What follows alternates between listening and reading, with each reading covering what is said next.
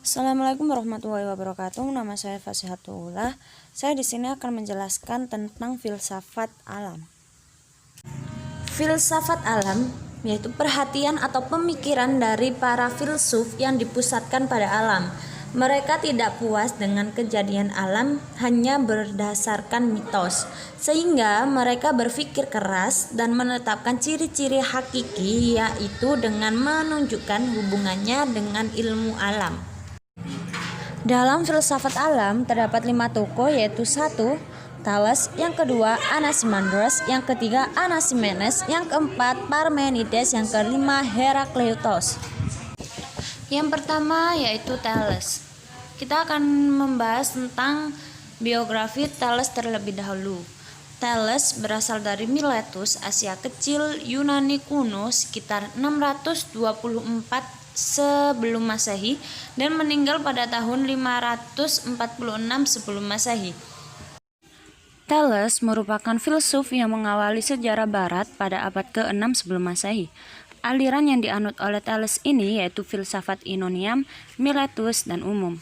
Thales dianggap sebagai bapak filsafat yang mendapatkan gelar dari seorang gurunya yang bernama Aristoteles. Yang kedua yaitu Anaximandros. Anaximandros ini merupakan murid dari seorang Thales.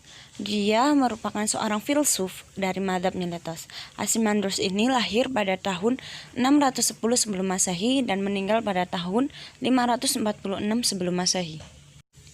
Dalam pemikiran Anaximandros mengatakan bahwa prinsip dasar segala sesuatu adalah to a priori.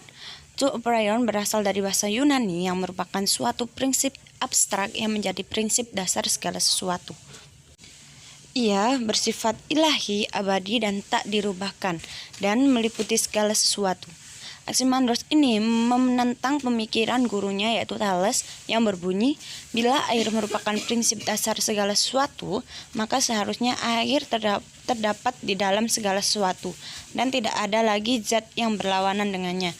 Namun, kenyataannya, air dan api saling berlawanan, sehingga air bukanlah zat yang ada di dalam segala sesuatu tersebut. Yang ketiga yaitu Anaximenes. Anaximenes merupakan pengikut dari mazhab Miletus, lahir pada tahun 588 sebelum Masehi dan meninggal pada tahun 528 atau 526 sebelum Masehi. Anaximenes adalah orang pertama yang mengarang suatu traktat dalam kesastraan Yunani. Beliau juga berjasa dalam pembuatan peta bumi.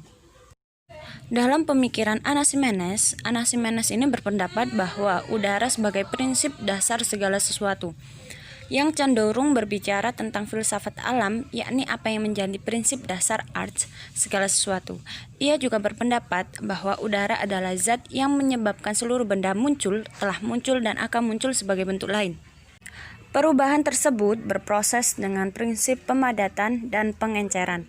Proses pemadatan dan pengenceran tersebut meliputi seluruh kejadian alam sebagaimana air dapat berubah menjadi es dan uap. Yang keempat yaitu Parmenides. Parmenides lahir pada tahun 540 sebelum Masehi dan meninggal pada tahun 470 sebelum Masehi. Parmenides berasal dari kota Ilea, Italia Selatan.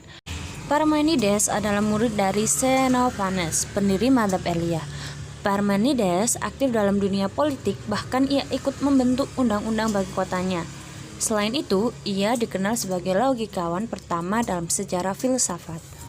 Dalam pemikirannya, Parmenides menulis One Nature sebagai puisi yang terdiri dari 3 bagian. Yang pertama yaitu proem, yaitu sebagai pengantar keseluruhan naskah. Yang kedua yaitu aletheia yang dikenal sebagai jalan kebenaran atau the way of truth. Yang ketiga yaitu dosa yang dikenal sebagai jalan pendapat atau the way of appearance atau opinion. Jadi bisa diambil inti dari pemikiran Parmenides itu ada 2, yaitu jalan kebenaran dan jalan pendapat. Yang terakhir yaitu Herakleitos. Herakleitos hidup di sekitaran abad ke-5 sebelum Masehi. Ia lahir pada tahun 540 sebelum Masehi dan meninggal pada tahun 480 sebelum Masehi di Efesus, Asia Kecil. Jadi, Herakleitos adalah filsuf yang tidak tergolong mazhab apapun.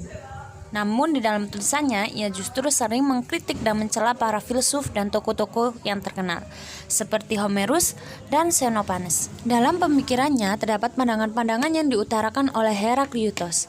Yang pertama yaitu logos. Menurutnya, alam semesta ini bergerak dan berubah karena adanya logos. Karena logos adalah cara seseorang memandang, menilai, berpikir tentang dunia dan alam sekitarnya. Yang kedua yaitu api. Ia berpendapat bahwa kosmos terbentuk dari api, karena seperti sifatnya bahwa api itu menyala, panas, dan redup. Yang ketiga yaitu harmoni. Ia berpendapat bahwa dua hal yang berbeda terhadap kesatuan. Ia menganggap bahwa ada hubungan dalam setiap perbedaan, dan dalam perbedaan inilah terciptanya sebuah harmoni kehidupan yang saling melengkapi. Yang keempat yaitu sungai.